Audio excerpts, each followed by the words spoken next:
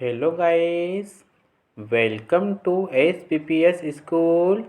Today we see Chapter 7 जनसंपर्क साधन और जनसंचार of 12th class Sociology. Watch the video from start to end. If you like the video, then please like and share. आइए हम chapter 7 जनसंपर्क साधन और जनसंचार का सॉल्यूशन कर लेते हैं। ठीक है, इसमें हम पहले क्वेश्चन आंसर डिस्कस कर लेते हैं। फर्स्ट क्वेश्चन दिया गया है, समाचार पत्र उद्योग में जो परिवर्तन हो रहे हैं उनकी रूपरेखा प्रस्तुत करें। इन परिवर्तनों के बारे में आपका क्या राय है? इसका आंसर देख लेते हैं। ऐसा अक्सर माना जाता था कि टेलीविज़न तथा इंटरनेट के विकास के साथ ही प्रिंट मीडिया को भविष्य खत्म हो जाएगा, किंतु समाज में इन दोनों माध्यमों के आने के बाद भी समाचार पत्रों में वृद्धि हुई है। ठीक है, नई तकनीक ने समाचार पत्रों के उत्पादन तथा वितरण को एक नया आयाम दिया है।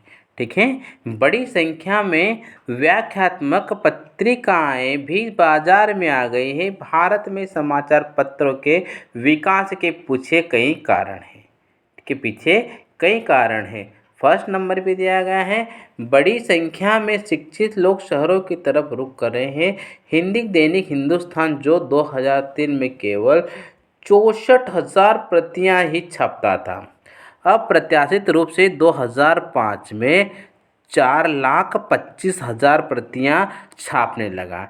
इसका कारण यह था कि दिल्ली की आबादी 1,37,00,000 में 52% लोग हिंदी भाषी राज्यों को उत्तर प्रदेश तथा बिहार से आए हैं। ठीक है, इनमें 47% लोग ग्रामीण पृष्ठभूमि के तथा इनमें 60% लोग 40 वर्ष की उम्र से कम हैं। ठीक है, सेकेंड पॉइंट देखते हैं, बड़े शहरों की तुलना में छोटे शहरों तथा गांवों में पाठकों की रुचियां अलग हैं। ठीक है, बड़े शहरों की तुलना में छोटे शहरों तथा गांवों में पाठकों की रुचियां अलग हैं। क्षेत्रीय भाषा में समाचार पत्र इनकी रुचियों को पूरा करते हैं। भारतीय भाषाओं के प्रमुख पत्र मलयाली मनोरमा तथा ईनाडू का गठन क्षेत्रीय आवश्यकताओं को ध्यान में रखकर ही किया गया था। ठीक है, इसे जिला संस्करणों के साथ प्रकाशित किया जाता था। एक अन्य अग्रणी समाचार पत्र दिन तंती ने हमेशा सरल तथा बोलचाल की भाषा का प्रयोग किया। नेक्स्ट पॉइंट देखते हैं, भारतीय भाषाओं के समाचार पत्रों ने उन्नत मुद्रण प्रौद्योगिकी को अपनाया है और परिशिष्ट अनुप्रांक साहित्यिक पुस्तिकाएं प्रकाशित करने का प्रयत्न किया है। नेक्स्ट पॉइंट देखते हैं, दैनिक भास्कर समूह की समृद्धि का कारण उनके द्वारा अपनाई गई अनेक विपणन संबंधित रणनीतियां हैं। ठीक है, दैनिक भास्कर समूह की समृद्धि का कारण उनके द्वारा अपनाई गई अनेक विपणन संबंधी रणनीतियां हैं, जिनके अंतर्गत वे उपभोक्ता संपर्क कार्यक्रम, घर घर जाकर सर्वेक्षण और अनुसंधान जैसे कार्य करते हैं। अतः आधुनिक मास मीडिया के लिए एक औपचारिक संरचनात्मक संगठन का होना आवश्यक है। ठीक है, जबकि अंग्रेजी भाषा के समाचार पत्र जिन्हें अक्सर राष्ट्र दैनिक कहा जाता है। ठीक है, जबकि अंग्रेजी भाषा के समाचार पत्र जिन्हें अक्सर राष्ट्र दैनिक कहा जाता है, देसी भाषाओं के समाचार पत्रों का प्रसार राज्यों तथा अंदरूनी ग्रामीण प्रदेशों में बहुत अधिक बढ़ गया है। इलेक्ट्रॉनिक मीडिया से मुकाबला करने के लिए समाचार पत्रों ने, विशेष रूप से अंग्रेजी भाषा के समाचार पत्रों ने, एक ओर जहां अपनी कीमतें घटा दी हैं, वहीं दूसरी ओर एक साथ अनेक केंद्रों से अपने अलग अलग संस्करण निकालने लगे हैं। समाचार पत्र के उत्पादन में परिवर्तन प्रौद्योगिकी की भूमिका। बहुत से लोगों का यह डर था कि इलेक्ट्रॉनिक्स मीडिया के उत्थान से प्रिंट मीडिया प्रसार गिरावट आएगी, लेकिन ऐसा नहीं हुआ। किंतु इस प्रक्रिया के कारण अक्सर कीमतें घटानी पड़ी। ठीक है, किंतु इस प्रक्रिया के कारण अक्सर कीमतें घटानी पड़ी और परिणाम स्वरूप विज्ञापनों प्रायोजकों पर निर्भरता बढ़ गई। इसके कारण अब समाचार पत्रों की विषय वस्तु में विज्ञापनता की भूमिका बढ़ गई है। ठीक है, नेक्स्ट क्वेश्चन देखते हैं। क्या एक जनसंचार के माध्यम के रूप में रेडियो खत्म हो रहा है? उदारीकरण के बाद भी भारत में एफएम स्टेशनों के सामर्थ्य की चर्चा करें। इसका आंसर देख लेते हैं।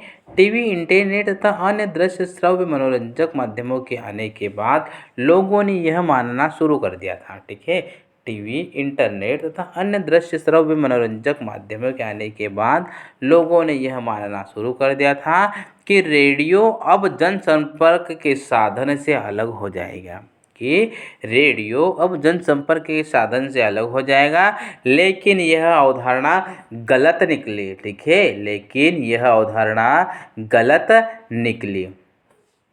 वर्ष 2000 में आकाशवाणी के कार्यक्रम भारत के सभी दो तिहाई घर परिवारों में 24 भाषाओं और 146 बोलियों में 12 करोड़ से भी अधिक रेडियो सेटों पर सुने जा सकते थे। 2002 में गैर सरकारी स्वामित्व वाले एफएम रेडियो स्टेशनों की स्थापना से रेडियो पर मनोरंजक कार्यक्रम में बढ़ोतरी हुई है। ठीक है, श्रोताओं को आकर्षित करने के लिए ये निजी तौर पर चलाए जा रहे रेडियो स्टेशन अपने श्रोताओं का मनोरंजन करते थे। नेक्स्ट पॉइंट देखते हैं।